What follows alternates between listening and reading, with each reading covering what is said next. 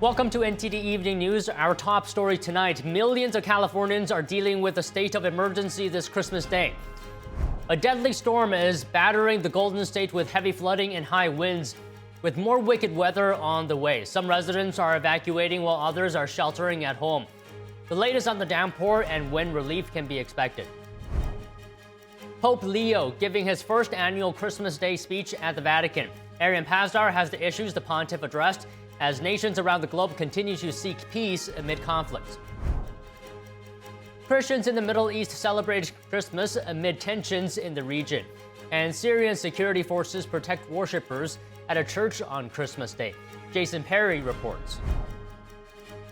President Trump surprising children by answering NORAD Santa calls and a heartwarming message to active service members. More on the president's Christmas activities.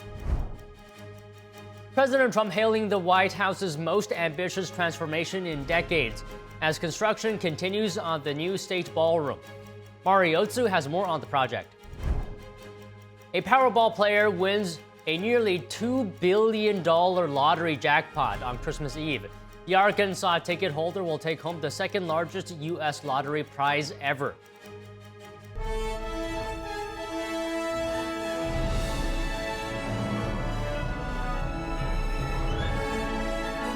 This is NTD Evening News, live from our global headquarters in New York City. Here's Tiffany Meyer. Good evening, and thank you for joining us tonight. I'm Don Ma in for Tiffany Meyer. Dangerous and deadly holiday storms continue to sweep across California. Flooding, mudslides, and water rescues all took place yesterday, with more wild weather expected tomorrow. Michael Yoshida reports. Drivers stranded. The water was way too high. As heavy rains caused widespread flooding across Southern California. Last resort was just to abandon it and, save ourselves.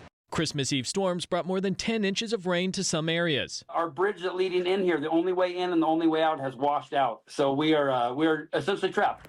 From the coast to the mountains, communities dealing with dangerous mud and rock slides, debris flows, and down trees and power lines. You can see where it snapped right up there. Branches were just falling everywhere. So I got 2 big holes in the roof. State and local authorities confirming 2 people were killed in weather-related incidents Wednesday. California Governor Gavin Newsom declaring a state of emergency in several counties, including Los Angeles, making resources available as severe weather threats remain through Christmas Day. We have all hands on deck. We have our firefighters were recalled today. Every position has been staffed. In the mountains, travel made nearly impossible. Several feet of snow falling in the Sierra Nevada and expected to continue through Friday. Christmas travel and celebrations for many impacted. We were supposed to have family over. Yeah. Yet still hopeful they'll see family soon. That's what we said. You know what? We got New Year's Eve coming up, so we'll see you guys there. Hopefully weather's better by then. Yeah. Some relief from this non-stop stormy pattern looks to finally arrive for the upcoming weekend. And Pope Leo giving his first Christmas Day speech at the Vatican today. He's calling for an end to all global wars, especially highlighting Ukraine and the Middle East. NTD's international correspondent Arian Pasdar has more.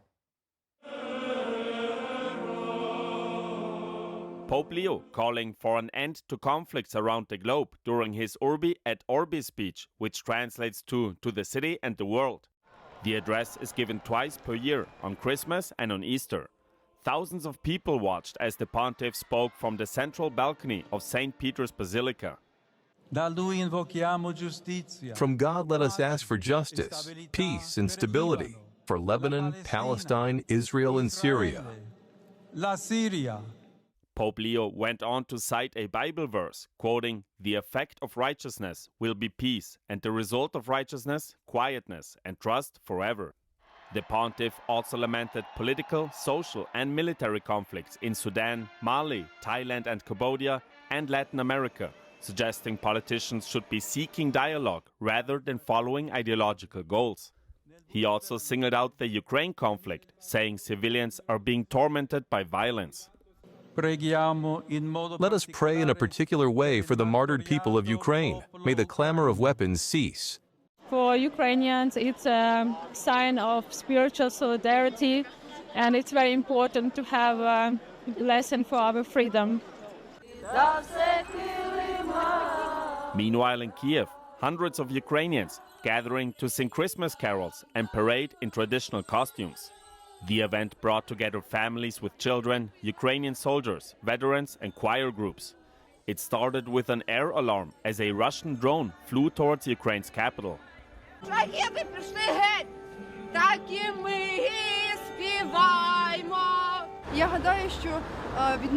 I think restoring our traditions is also one of the options to fight the occupier, because he wants to trample on our traditions. Ukrainians start celebrating Christmas on the 24th, and the festivities last until January 6, which is when Orthodox Christians believe Jesus was born. And in Russia, the Kremlin says President Vladimir Putin sent a message to President Trump on Christmas Day. The president has already wished Trump a Merry Christmas and sent him a congratulatory message. Peace talks between the two countries continue, but the spokesman says the two presidents are not planning to hold talks on Christmas Day. Arian Pastar, NTD News. And just a note, Ukrainian President Volodymyr Zelensky said today he continued peace talks with U.S. representatives. He reported having a constructive conversation with Special Envoy Steve Witkoff and President Trump's son-in-law Jared Kushner. Zelensky thanked them for the intensive work and the Christmas greetings they extended to the Ukrainian people. Meanwhile, Christians in Lebanon and Syria celebrated Christmas even as military clashes continue in both countries. And Christians in other parts of the Middle East celebrated the birth of Jesus as well. NTD's Jason Perry has the story. A priest in Lebanon rang the church bells on Christmas Day in the ancient city of Tyre. The church service continues as tension lingers in southern Lebanon between Israel and the Iran-backed Hezbollah terrorist group. Today, I ask Jesus Christ to strengthen us in our faith and in our land, because this land is truly sacred. It was visited by Jesus Christ, our Mother, the Virgin Mary, and St. Paul. Thank God we are here in our church celebrating the birth of Jesus. God willing, may this Christmas spread throughout all of Lebanon and bring peace to every part of the country. Meanwhile, in Syria, a Christmas parade was held in the biblical city of Damascus as members of Syria's security forces stood guard in front of the churches. Some local residents shared their thoughts as there are still some concerns for safety. This year, thank God, it's better than last year. Holidays are held normally, and people are relieved to some extent, and things are better by God's will. We hope that the Lord will intercede for us and this country and maintain this peace. We hope that security returns to Syria and that Syria stabilizes and becomes free and belongs to all its people and all its components. This is what we wish for. We hope for Jesus Christ to help us and lead us to the peace in our country, Syria. Also in the Middle East, in the city of Jerusalem, Israeli Prime Minister Benjamin Netanyahu wished Christians around the world a Merry Christmas, and he said Christians can celebrate openly in Israel without any fear. In Jerusalem, the city municipality every year officially distributes Christmas trees. It's been doing so for 2 decades. By contrast, a few days ago, in the Palestinian town of Jenin, Palestinians burnt a Christmas tree in the Holy Redeemer Church. That's the difference. Israel stands up for Christians across the region, wherever they face widespread intimidation and persecution. And in the West Bank, in the city of Bethlehem, people from around the world gathered at the entrance of the Nativity Church before midnight mass on Christmas Eve. I'm just so grateful. It's such a blessing to be here and to be able to attend this midnight mass here in Bethlehem. I honestly can't even believe I'm here. It's such a blessing. Jason Perry, NTD News. This Christmas, President Trump's schedule includes taking phone calls from children thanking service members and dinner at Mar-a-Lago. On Christmas Eve, the president posted a Christmas message on Truth Social wishing Merry Christmas to all. He touted America's economic gains, including a strong GDP, record stock markets, low crime, strong national security, and tariff revenue. Trump ended his message by saying, quote, "We are respected again, perhaps like never before. God bless America." The president also surprised children when he answered NORAD Santa calls. Will Santa ever get mad if we don't leave him out any cookies? I think he won't get mad, but I think he'll be very disappointed. You know, he tends to be a little bit on the cherubic side. You know what cherubic means? A little on the heavy side. I think Santa would like some cookies. You'd like to leave some cookies for Santa, right? Merry Christmas. Yes. But you're not going to forget. You'll leave some. I would leave them. I think Santa has a serious appetite. The president also called U.S. service members on Christmas Eve to thank them for their devotion and service. He acknowledged the sacrifice they and their family made when duty separates them during the holiday season.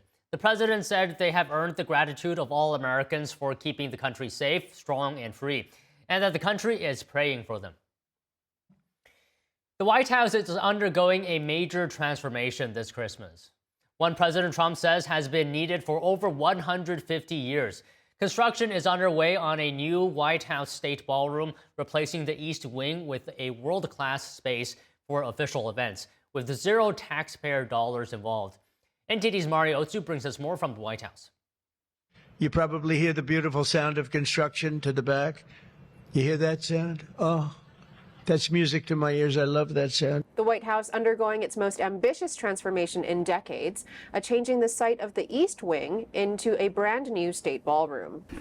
Everything out there is coming down, and we're replacing it with one of the most beautiful ballrooms that you've ever seen. It's your White House. Here's the West Wing, and here's the East Side, which has been tinkered with for years and years and years. And they had originally a very beautiful building. They called it the East Wing, but that was sort of semi-knocked down about 5 times and changed and redone and everything else. Funded by President Trump and private donors, the estimated $300 to $400 million project continues a presidential tradition of renovating the White House, from Roosevelt's additions to Truman's major renovations.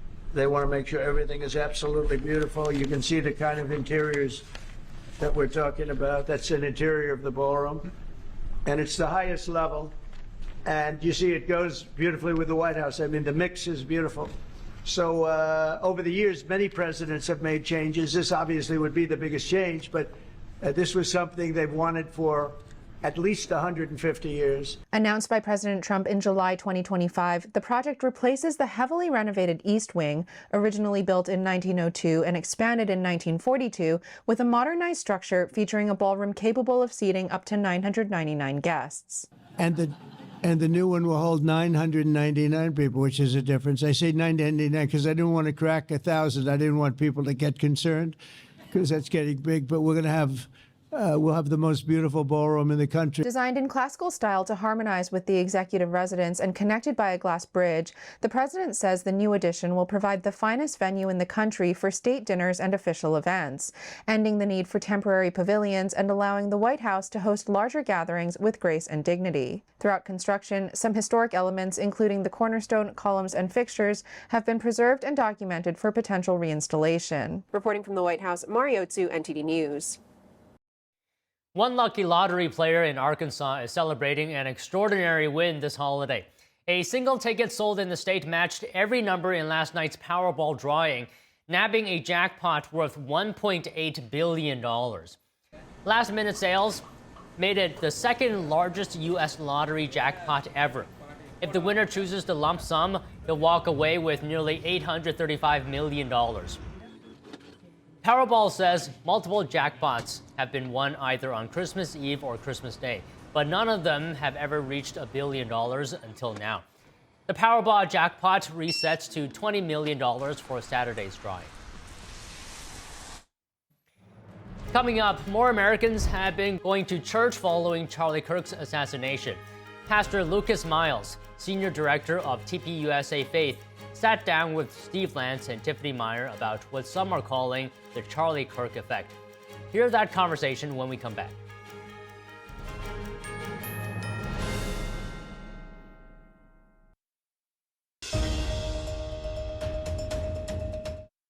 We have breaking news. President Trump posted on Truth Social moments ago that the U.S. has launched a, quote, powerful and deadly strike against ISIS terrorists in northwest Nigeria. Trump said the group had been targeting and killing innocent Christians at levels not seen for many years. He added that the Department of War carried out what he described as numerous perfect strikes and vowed that the United States under his leadership will not allow radical Islamic terrorism to prosper.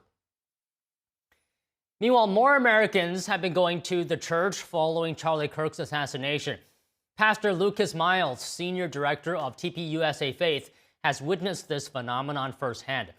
He said a church he preaches at in Indiana has tripled in size since Charlie's death. NTD's Steve Lance and Tiffany Meyer spoke with Miles about what some are calling the Charlie Kirk effect at this year's America Fest. Here's that interview. With us right now actually is a very special guest, Lucas Miles. He was also here with us for the Charlie Kirk Memorial. It's great to have you here. You're a pastor, senior director of Turning Point USA Faith, and of course host of its flagship podcast, Strong Church with Lucas Miles. Thank you so much for being with us. Thanks for having me. Honor as always, and good to see you both. So, Lucas, talk to us about your church and what we're hearing about the Charlie Kirk effect, especially not just in conservative areas and red states and red regions, but even in traditionally blue regions. Yeah, so a lot of people know me as the senior director of TPUSA Faith, but I also have a church that I still preach at and pastor at, and so I commute back and forth between here and Indiana. My church has tripled in size since September 10th. Nobody obviously expected that. We had,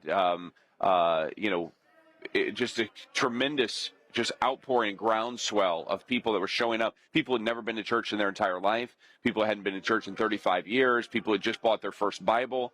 We were seeing people saved, people baptized. We've probably done, 30 baptisms since Charlie was assassinated. And so, look, what happened to Charlie was horrific. He was a dear friend. He was my boss. He was a visionary. I miss him every single day.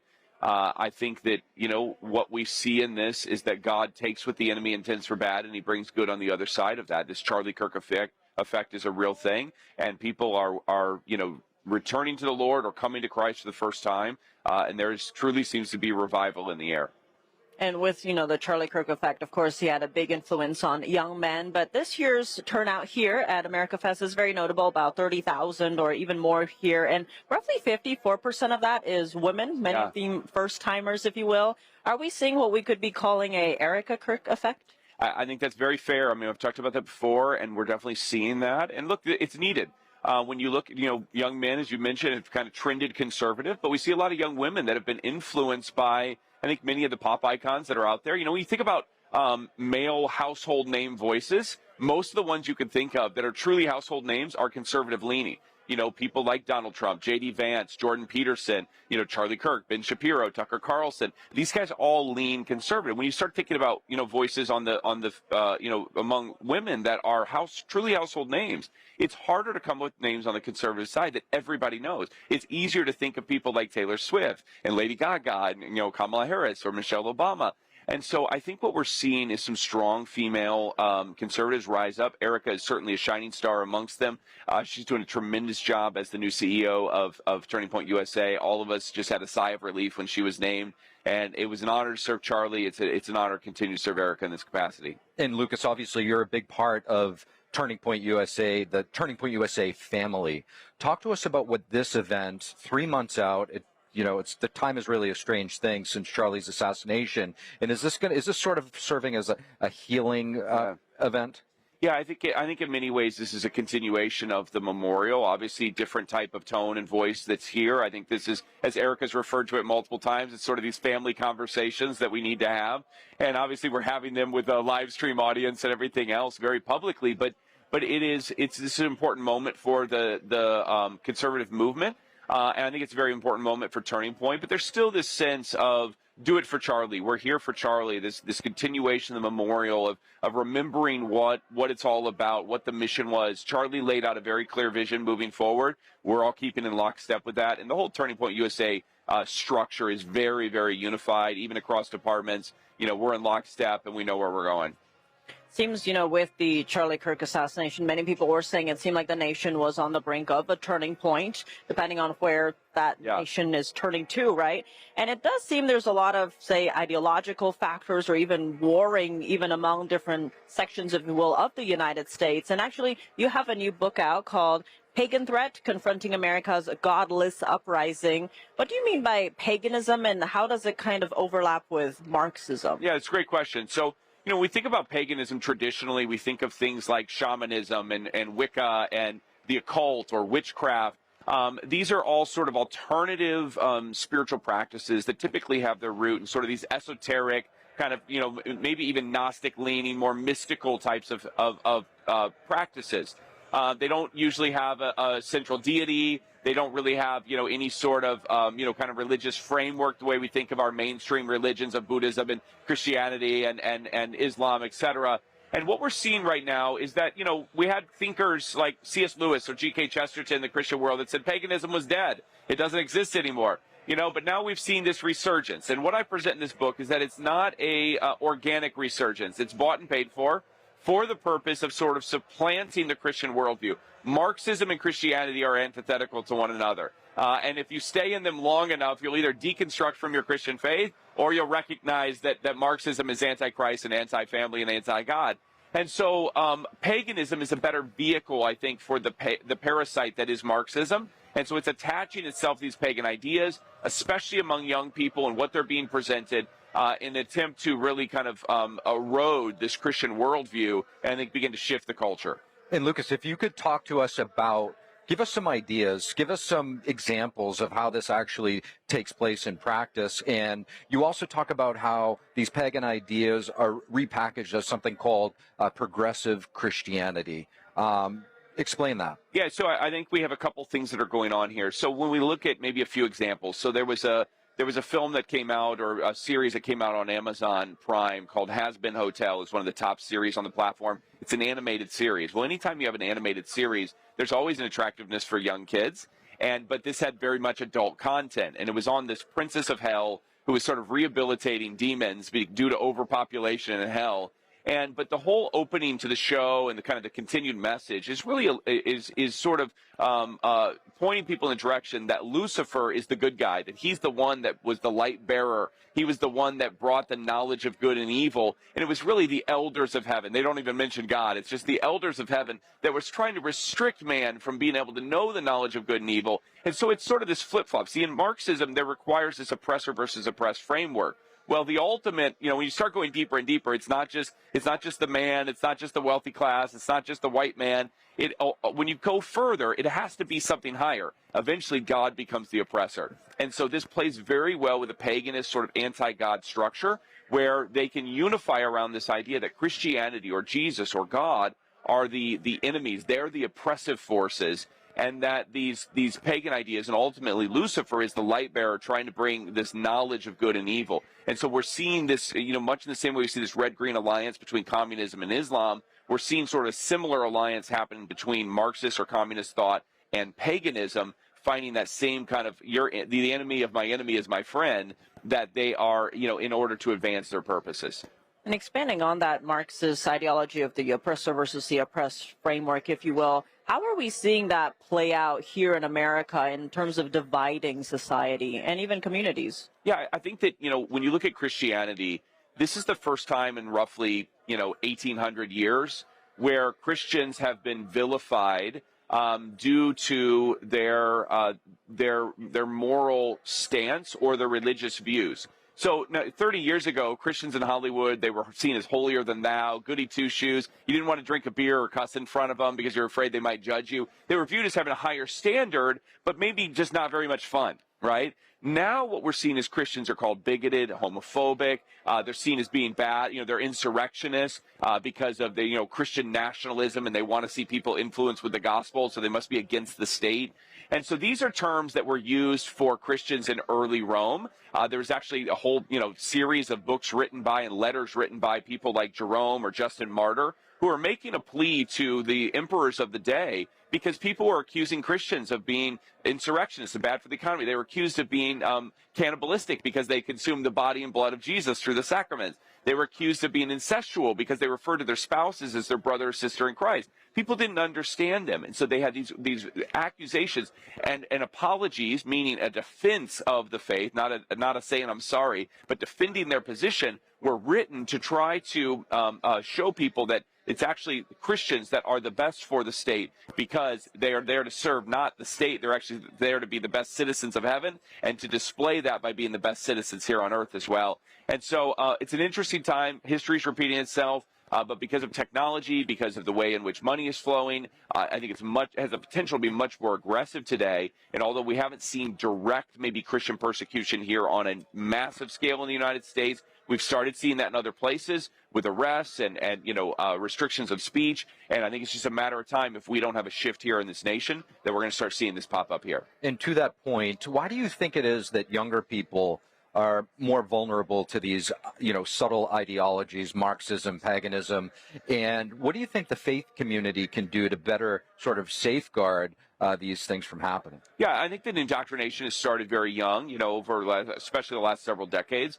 And so where, people in our age bracket, we might have a chance to kind of lean back on some earlier things. I remember saying the pledge at school. I remember people praying at school, although it wasn't an official part of the school day. It was not something that was, you were criticized for. I knew teachers that used to bring their Bible to school and have them there in the classroom. That's foreign today. And so, what we've seen is kind of a shift in culture, even just like, if you're old enough to remember September 11th and the patriotism that everybody felt afterwards and the unity that we had as Americans, we don't have those same moments right now. Honestly, the assassination of Charlie Kirk was the closest thing that we have to that. That was, I think, in many ways, not to sound trite with this or cliche, but that's why that has been called this turning point. That there was a shift, that people started waking up and going, you know what, the direction that we're going in, it's gone too far. We're starting to see when people are actually, this is not just speech anymore, when they are actually using violence to silence somebody, that's all they're doing is willing to talk to somebody who disagrees with them with a microphone, and they're going to, they're going to take their life, then maybe something needs to change. So I'm optimistic that there's still a chance to head in a better direction, but we have to realize that there's a lot of noise out there. There's a lot of opposition online. It's hard to sort out how much is real, how much is not, with bots and different things that take place. And so, we need revival more than ever. My team at TPUSA Faith is really focused on that. And we hope it's not too late. And we got, we're going to just keep working until, we see this deliverance from the Lord. Faith Director of TPUSA, Pastor Lucas Miles, really appreciate all of your insights here with us. Thank you. Coming up in the NBA today, LeBron James extends his Christmas records, while the reigning champion Thunder look to beat their new nemesis. Dave Martin joins us to discuss when we return.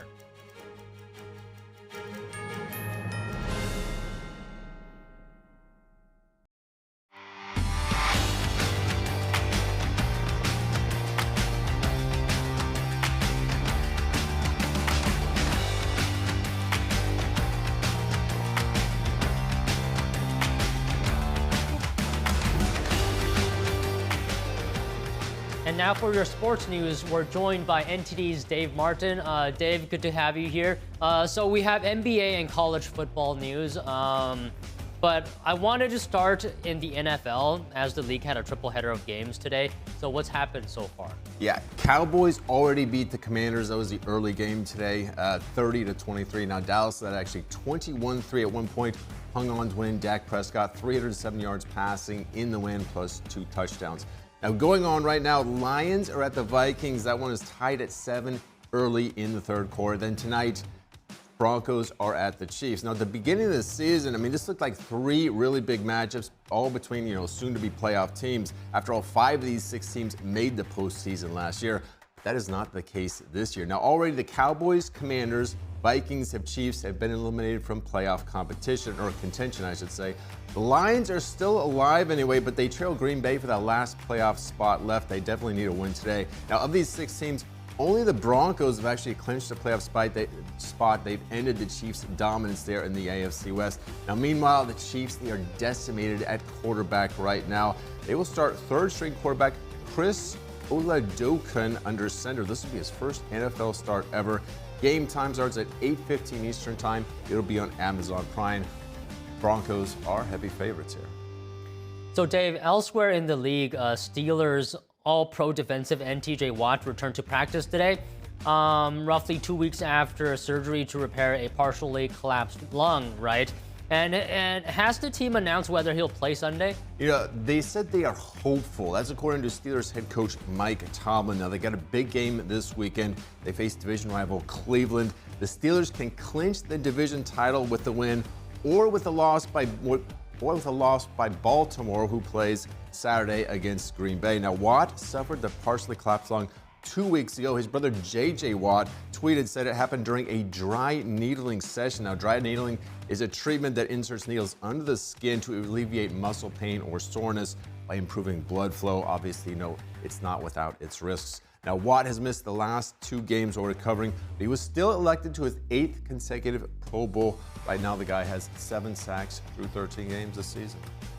So I want to look at college football news now. The ratings for last week's first round of the playoffs are in, and they're down 7% from last year. Why do you think that is? Yeah, there's probably several reasons, I would say. A lot of it is because the final playoff game last Saturday, that was Oregon versus James Madison, was on at the same time as an NFL game. That was the Bears versus the Packers. Just $4.4 million viewers, I should say, watched the college football game, while 21 million watched that NFL matchup. Now, overall, the 4 college football games averaged 9.9 million viewers. So that 4.4 million watching the Oregon James Madison really brought the average down. It didn't help that James Madison is not a household game, or that the game really wasn't that close. Oregon won 51-34.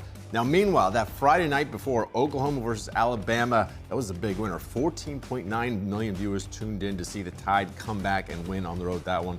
That was the 5th highest rated game of the season. Now, right behind them, 14.8 million saw Miami hang on to beat Texas A&M on Saturday afternoon. Now, elsewhere, though, just 6.2 million tuned in to see Ole Miss really run over Tulane Saturday afternoon. Now, again, that game was not very close. Features a relative unknown team in Tulane and aired at the same time as another NFL game. So the lesson, as always, don't go up against the NFL on TV.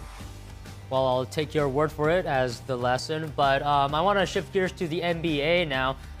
We have 5 games on today, including the one with LeBron James and the Lakers, right? Yeah, let me just say this. It wouldn't be Christmas without LeBron James on TV. Now, the league schedules, of course, their biggest stars play on Christmas, so it's no coincidence. This is his 20th time on this holiday that extends his own games record. Now, not surprisingly, he's the all-time leader in Christmas points, field goals. He's tied with James Harden, the most three-pointers ever on Christmas with 31. His Lakers host Kevin Durant and the Houston Rockets tonight. That game will be at 8:15 Eastern Time. Now, that'll be the 4th out of 5 games tonight. The final game, Nikola Jokic and Denver hosting Minnesota at 10:30 Eastern Time. Now, we've already had a couple of games already finished so far. The Knicks was the first one. They came back from a 17-point fourth quarter deficit to beat Cleveland 126-124. Jalen Brunson had the go-ahead three-pointer with just over a minute left in that one. The second game was the Spurs beating the reigning NBA champion Thunder yet again. This time it was 117-102. So the Thunder, they're now 0-3 against the Spurs this season, 26-2 against everyone else. Go figure there. Finally, going on right now, Steph Curry and the Golden State Warriors are hosting rookie Cooper Flagg and the Dallas Mavericks. Warriors lead 71-58 right now at halftime. I know, Dawn, you're a big fan of Steph Curry, so good news for you guys there. I'd say I'm a medium fan, maybe slightly above medium, but sure, yeah. You sound like you know your stuff, Dave. Thank you very much for talking to us today. You're welcome, Dawn. Thank you. Okay, coming up, Macy's flagship Herald Square store lights up hearts and minds with magic for the holiday season. Stefania Cox takes us there. And California theatergoers experience Shen performing arts on Christmas Eve, kicking off the dance company's U.S. tour. Hear reactions from audience members when we come back.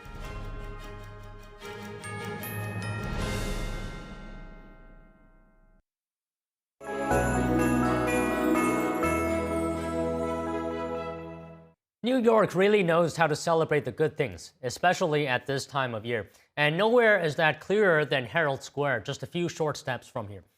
NTD Stefania Cox takes us there.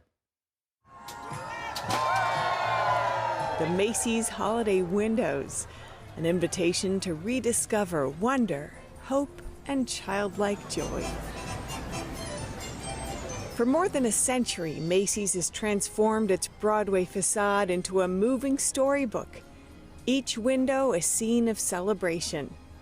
What began in 1874 as one of the first major store window displays has evolved into a beloved art form of motion, music, and imagination. All of these displays are in chronological order, celebrating various aspects of things that Macy's has started as Christmas traditions throughout the years. And here we have the Thanksgiving Day Parade, which actually started as a Christmas parade, and it began with just the employees of Macy's. It's absolutely beautiful. Stunning. It's really great. What's your favorite one? I think I like the parade one the best so far. It's a classic, right? Yeah, it really is. What I really enjoy is the creativity, the colors, and the movements. You know, there's like the black and white work, and then there's so many colors, and it's so festive and bright. I'm loving it. It's great. Are you here for this? Yeah, I'm here for this. Yeah, just for this. Yeah, that's what I came here for. This year's theme, brought to life by a team of artists, carpenters, and designers, took nearly a year to create. The mechanical figures, tiny cityscapes, and shimmering snow make each window a world of its own. Just a few floors up, Macy's Santaland continues another cherished story, the chance to meet the man in red himself. Since 1948, generations of New Yorkers have made the journey to tell Santa their wishes amid snow-capped trees, toy trains, and endless smiles. Merry Christmas! More than 250,000 visitors pass through Santaland each season, keeping alive a bit of holiday magic that never seems to fade. Just outside, the holiday market hums with its own spirit. Warm lights and the scent of cinnamon drift through the air as vendors share their crafts, treats, and traditions. I'm here at Bell Fries, which has some very intriguing recipes on display. I see fries with caviar, and that's your central piece, it looks like. Tell me about some of the other things you got going on. Yeah, so this is our full menu. Our main item is our Belgian fries, and our name is Bell Fries because fries originated in Belgium and not France. So we're renaming French fries to Bell Fries. Did you start this business? Yes, I did. And what's the mission behind it? To serve the best fries to everyone in America. They're thicker cut, twice fried, paired with artisanal sauces, traditionally served in paper cones, the way we serve them here. Both super delicious. We make them all in-house every day, our own recipes. So yeah, go ahead. Let's begin.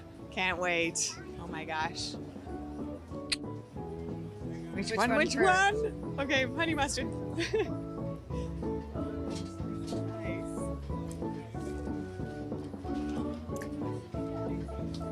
So good. So good. Wow, it's really getting packed here. Okay. Chocolate covered strawberries. Pretty good. Something for everybody. Really quite a long line, I've got to say, for a cold night. It's an hour-long wait for the cookies, but it's a whole bucket for $45 or $40, something like that, and it's delicious. I've had it already, and this is my second time. Yeah. So what makes them unique? They're very soft, and I don't know, they're just like delicious. I'm not usually a chocolate chip cookie fan, but I love these, so I really recommend it. Have you seen anything else in the market so far? Yes, I've loved the hot chocolate. There's a bunch of flavors, and the lobster roll fries are really delicious too. And just a few paces from Macy's is New York City's first ever double-decker carousel, featuring a few unusual animals, ostriches, dragons, hummingbirds, to name a few. Moments like these, simple and bright, bring warmth to chilly nights and stitch the season's magic into lasting memories. Did you notice the carousel over there? Yes. That's where we're headed. We were trying to force our parents, but they said the line is too long. The line is so long. In the city that never sleeps, Christmas never really ends. It just glows brighter each year. Whether through the sparkle of Macy's windows, a ride on a carousel, or a wish whispered to Santa, New York reminds us that joy still lives right here in the heart of winter. From Herald Square to homes everywhere. Merry Christmas from New York.